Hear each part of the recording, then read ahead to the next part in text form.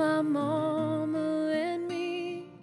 Hello there, everyone. Welcome to my weekly messages. I'm Jelaila Starr. Today, the topic is when the mission ends. It is based on something very sad that has just occurred here in my immediate family. Many of you, if you've read the book The Mission Remembered, you know I have a daughter named Danielle.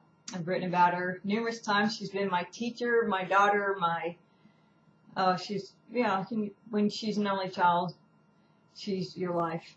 And her father passed away unexpectedly this past Monday. It's very sudden. He was only 55 years old.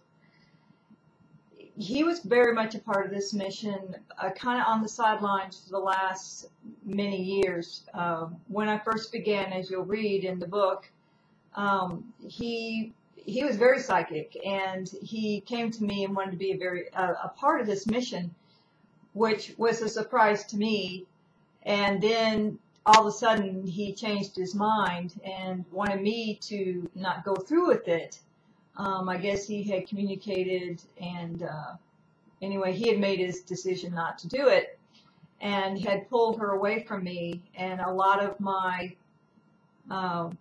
work, a lot of the years were without her. Consequently, that really did a number on her. She became very depressed, struggled through school. She was only like 7 to 8, 9 years old. When I moved to California, it really, really, really hurt her. She felt so abandoned, and at one point became suicidal. But in the last few years, Rick reawakened. As I was completing the mission, he reawakened. It was like one finishes and the other one starts up. And I didn't really pay much mind to it because of all that had gone on. I really didn't trust it.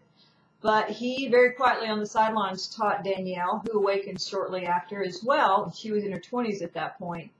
And he taught her, the psychic skills, which she had inherited actually. He just helped her hone them. And at one point she broke through and was able to reach a level of guides that helped her understand why her parents had divorced, why we went through that bitter war, because it was like 10 years after when he took her away. And that it wasn't about us not loving her, it was about us both having different ideas about what was best for her.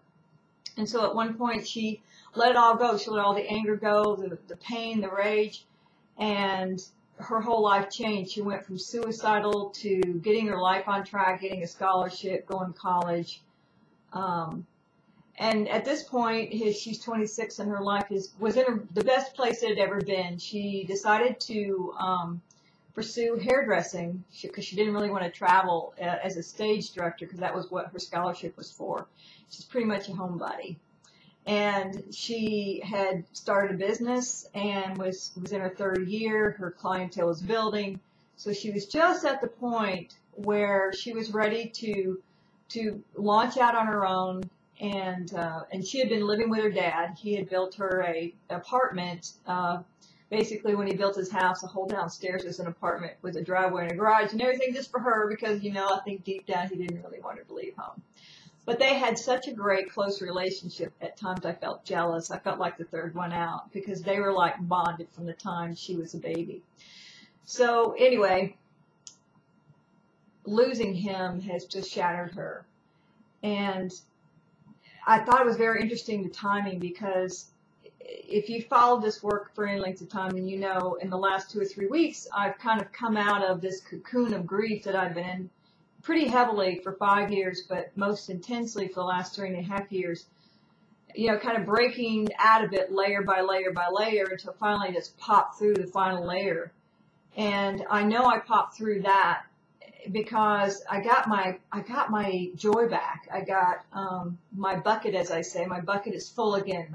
I have something emotionally to give. I'm emotionally available again now, and I'm excited about this work. I'm excited about helping all these new awakening people, because I've been down this road, and I'm happy to share and mentor and coach everybody who seeks that assistance.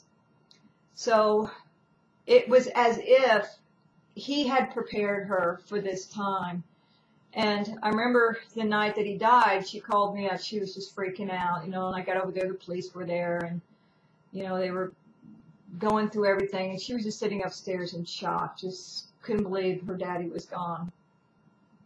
And as I was driving home that night about midnight, I said to him, because I could feel his presence, I said, why? Why now? I thought you were going to stay for a while. Why now? And the response I got was, it was time. My part is done. I knew he was right, but I didn't know why he was right. But then time has revealed that as well. His job was to take care of her during the main part of the mission. And then when I was done with the main part of the mission, he would reawaken. She would follow suit. He would train her. She'd break through. And at that point, she had to decide whether or not she was going to release us from blame and, instead of going down the suicidal path. And if she did, that would be her graduation. That's her part of the mission. And she did it. But then I went through my three and a half years. Well, it's during this past 3.5 years of grief that his illnesses really accelerated, unbeknownst to any of us but him. And so now within 2 weeks of me finally coming out of that, it's like he felt we were all in this great place. We had all healed. Danielle had healed. We were like a great little family. We had a great Christmas together. So he could leave. And he did. In fact, it was very interesting. He said over the last couple of years, he had been saying, when you say, hey, Rick, how you doing? He goes, just waiting to die. And we all thought, that is the weirdest thing. Why is he saying that? But now we understood that he knew what we didn't know. The autopsy revealed that he had not only late-stage emphysema, because he was a pretty heavy smoker, he also had the left side of his heart was completely dead. They said it was solid as a rock. The right side was enlarged, and he had had multiple heart attacks.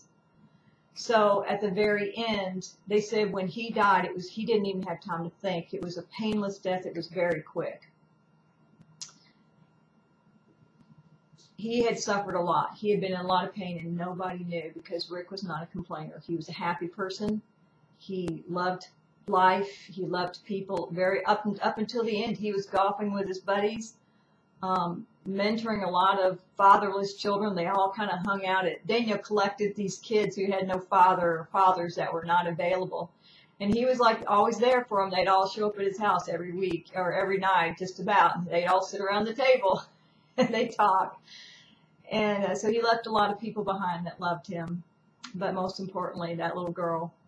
I mean, to me, she's always going to be a little girl. But anyway, I wanted to share that with you. And we have set up a GoFundMe for her, a donation fund, because Rick, because of his health, he did not have any life insurance. So she has now been left with a mortgage payment and a lot of expenses involving the death and, how that goes. And so we're just trying to help her over this initial hump. I'm sure she's going to be okay. I think she's got the strength within her. I have faith that the timing was right for him to go. He couldn't have taken much more, but he didn't leave until he felt she was ready. So if you'd like to send her a note, I'll post her the link to the GoFund and also her email address if you want to send her a note. She asked for no flowers. She says, please, I don't need any dead flowers. I don't need any flowers. I don't want anything else dying around me. But please take that money and if you were planning on doing that, and put it in her GoFund. It would help her out a lot right now. Okay, well, that's it for today. We'll be back to brighter news. If I could get another chance, another walk, another dance with him, I'd play a song that would never ever end. How I'd love, love, love to dance with